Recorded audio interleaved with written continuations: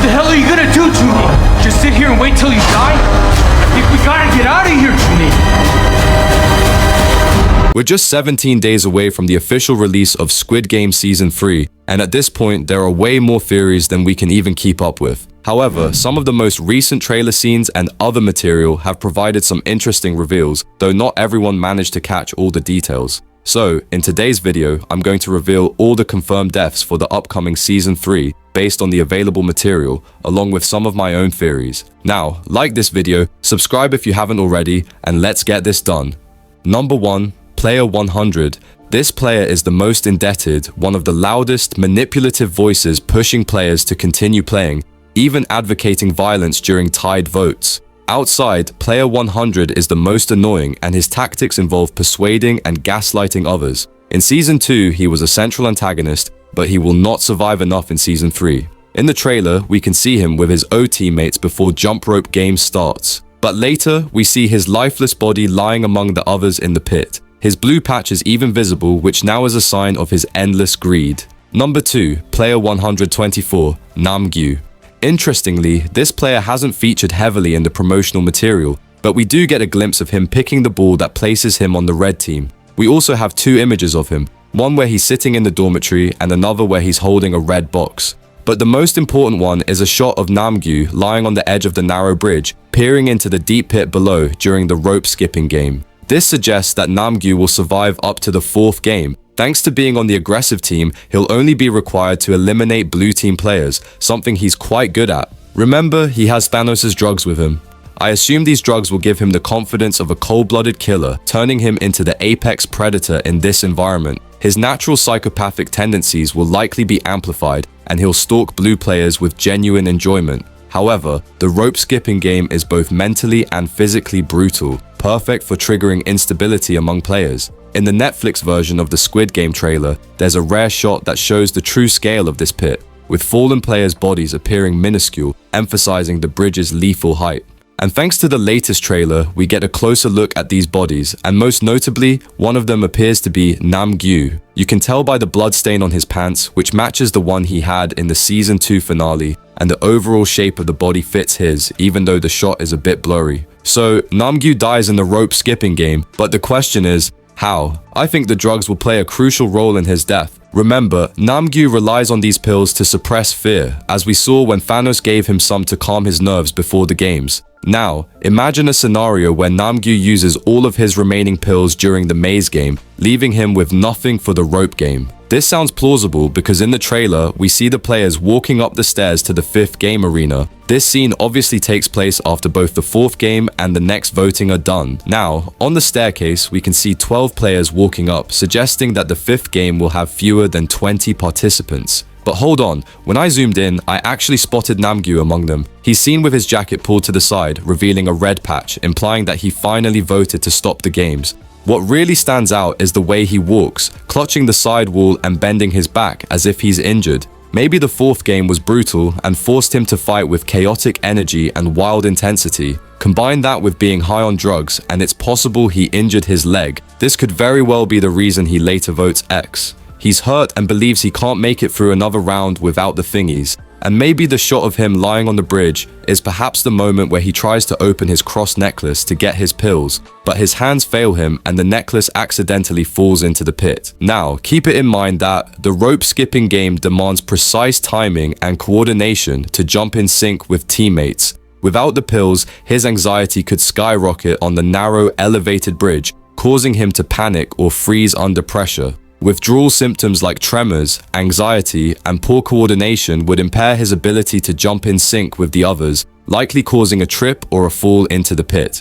Another scenario, Namu could still have some pills left for the rope skipping game, but out of sheer fear of heights, he overdoses. An overdose would impair his judgment, trigger reckless behavior or hallucinations, and cause him to misjudge the rope's speed or his own movements, resulting in a fatal misstep.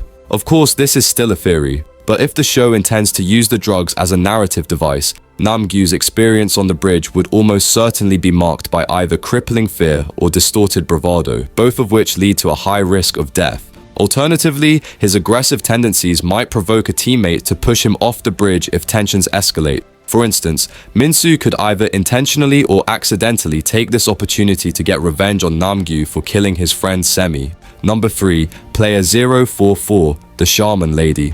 This player holds significant narrative in the upcoming season. It's already hinted that her presence will serve multiple purposes. Through Season 2, Seiono uses her supposed shamanic abilities to deliver cryptic predictions and curses, such as foretelling the deaths of players. These moments crank up the tension, making it seem as though she has some kind of supernatural grip on the game's outcomes. But personally, I see her more as a master manipulator than an actual mystic. To me, these so-called visions are nothing more than strategic mind games designed to spook weaker contestants and give her an edge in this brutal arena.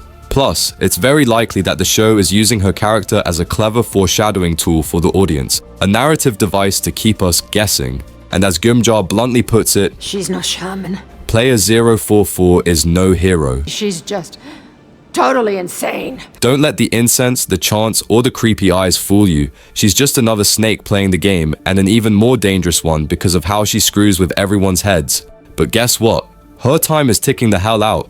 In fact, her death is already foreshadowed in the trailer. We see her struggling to find her way during the maze game, and if Season 2's six-leg pentaline game taught us anything about her, it's that when it comes to decision-making, she's a total disaster. Now she has got around 4 poor suckers blindly following her in this maze, which is honestly a bad fucking move. You can bet your ass she'll waste precious time barking at them than actually trying to save them. Another trailer shot shows her banging on the wall in frustration, noticeably without the key that hung around her neck earlier. The room she's trapped in looks similar to the one we see Minsu in. In fact, there's a scene where she peers through a small hole and sees Minsu on the outside. While Minsu looks visibly nervous, I believe it's not fear of her, but hesitation about having to kill. In the end, he might either finish her off or leave her and her team to rot inside the room. This theory is backed up by another quick cut in the trailer. Minsu's tense scene is intercut with a masked guard counting from 1 to 3.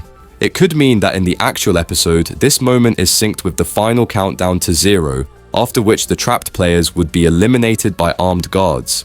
Either way, player 044 is not making it out of the 4th game, and the irony? Dying alongside her new teammates is fitting karma. After all, she once cursed Hyunju's friends to die one by one. So folks, no more shaman madness after game 4. Number 4, player 007. In the recent teaser and photos, we saw that player 007, Yong Sik, and his mother, Gyumja, have been assigned to different teams. That means they'll be playing against each other during the knife and keys game. This situation makes things even more dangerous, because even if they don't cross paths in the maze, they won't be able to protect one another. It would be way too risky, and based on what we've seen so far, it looks like one of them might not make it out alive. Personally, I have a feeling it's Yong Sik who dies. Why? In the trailer, we get a close-up shot of Gyumja crying bitterly during the voting period. Now remember, the voting happens after each game, meaning this moment takes place after the 4th game, Knife and Keys. It's very possible that she's crying because her son has just been eliminated.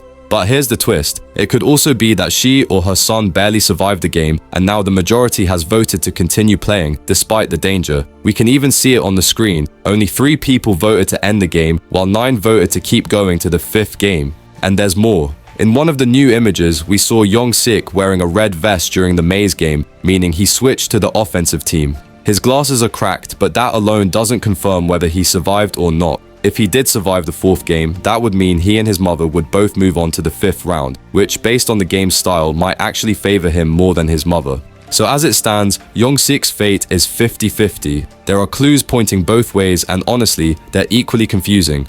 But here's something interesting. In his newly released poster, the caption reads, "Hold tight and hope for the best." That's basically like saying, brace yourself, be prepared for difficult, scary, or unpredictable situations. And although you can't fully control what will happen, you should stay optimistic. And if you look at the backdrop, there are poppies, the same flowers we saw during the jump rope game, covering the pit floor. Is this a subtle hint that Yong Sik makes it to the 5th game? I'm not sure. At this point, I've given up trying to predict this one. And it's not just him. The futures of players like Junhee, Myunggi, Daiho, and Minsu are also up in the air. But I do have a bunch of theories about what might happen to each of them. One last thing, series creator Hwang recently teased that while fans have guessed games like laser tag or hide and seek could be the final one, he actually created an entirely new game. It's based on childhood games but with a dark twist. And here's the kicker, he didn't include it in the trailer at all. He wants it to stay a surprise for when the show drops.